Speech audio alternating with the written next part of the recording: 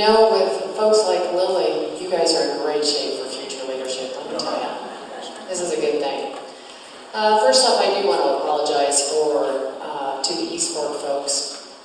We didn't really expect this fire to spot 2 miles ahead of itself in the winds, and that's why we started looking at why are we going for such a wide area to recommend for evacuation.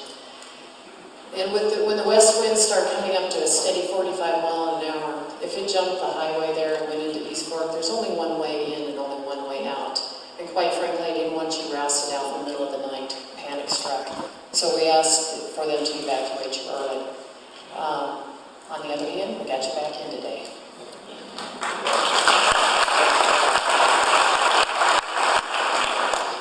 Okay, I thought I'd bring you some more pictures.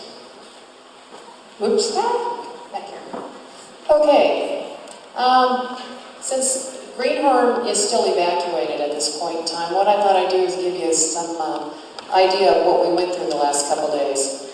As you can see, the Forest Service vehicle parked there. They were actually doing structural protection, and they were looking for spots as this fire came across. This is what they were up against. This is over on Bald Mountain, and as you can tell from this area, the wind was hitting it pretty hard and moving this fire pretty fast. It basically was moving ahead by spotting. I wanted to let you know that the Saddle Ridge is still there. It's doing well.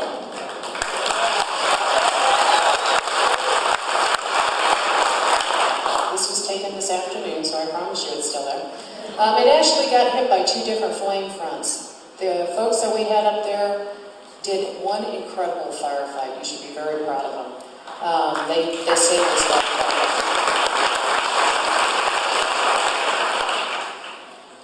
As you can tell, we plumbed everything, we got it ready, and they held it very, very well up here. There's new dozer line all the way around the lodge and the communication site that's right next to it. It all took a strong hit, but it survived very well. We turned on all the snowmaking machines. It's pretty waterlogged up there right now in some places. But what it did do for us when the fire came up near the lodge and tried to go over the top into the upper Broadway, it spotted into there, and because we had just enough water in there to help, it gave the folks time to when the fire front went through, they went in and put a line around what they had, and so there's not much fire at all, just a few spots on the Broadway side of this. Okay, in Greenhorn Gulch, that was an incredible firefight here. As you can tell, oops, this machine is working better than I am. The fire went up and around the houses there. They put an incredible fight. When the fire is moving as fast as it does, and when it got out there in the sage and the grass, it moves fast. It comes across as a definite flaming front. It probably looks chaotic if you guys were to stand there and watch us, but it's organized chaos, I want you to know. And these folks went in, and we had engines on all these structures. We had hot shots, lighting where they could around structures, and putting in line. This is kind of what it looked like. You can see the retardant line in the front. That's what all that red is. And they were holding this and looking for spots coming across. And as you can tell, they did a very fine job. This house is very much intact. It is very black around it. And I think this is the roundhouse. No? Well, it's still there too. And this is our designer wrap that we put on the guard station. Okay, so today when we recommended lifting the evacuations in through, this is East Park, right? And going to a voluntary here, it's because until we get this to where we feel good enough to turn it into black line, we really don't want to be evacuating people again. So we asked folks, we may have to bring it down this way. We don't want to do that. With all that timber that comes down to the main road, we'd rather not do it because then we can have spotting potential to go across the highway. We really don't want to do it. As a contingency, we came up the Timber Gulch Road with the dozer, cleaned that up a bit, and we're trying to connect these 2 dozer lines because we've constructed one down this ridge and hook it around so we have a contingency going. So we have multiple plans going at the same time right now because we have another wind event coming Friday. So we're trying to do what we can do to get it taken care of. Today also, because it slopped over the ridge in here, do you like the terms we use? Yeah, well, you know, we're all firemen, we like something easy. Slopping means it didn't stay where we wanted to, but it didn't really run far. It slopped over the rim here, so what we did is we're bringing fire down along this side over here, and we're going to find a way to cut it off, because there's like a small hill in through here. We're going to try and cut it off over here and bring it back, and just bring black all the way down to the road, so we quit screwing with this thing on that side. So, it worked really well. We're really happy.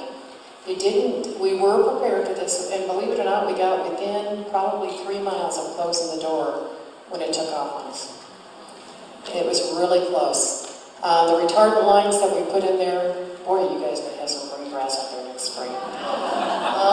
It literally was anywhere from a 1/4 inch to 4 inches deep in some places, but it slowed it down enough so that we actually timed out 6 heavy helicopters, 4 medium helicopters. We borrowed 2 heavy helicopters from the Cascade complex, and we almost timed them out.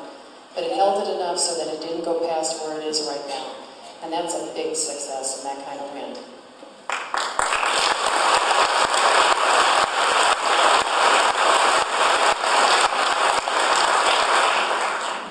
For the upper and lower ranch folks, as you can tell, you have the opportunity to have black all the way around here. The race is going right now, and that's why we're not letting you in yet.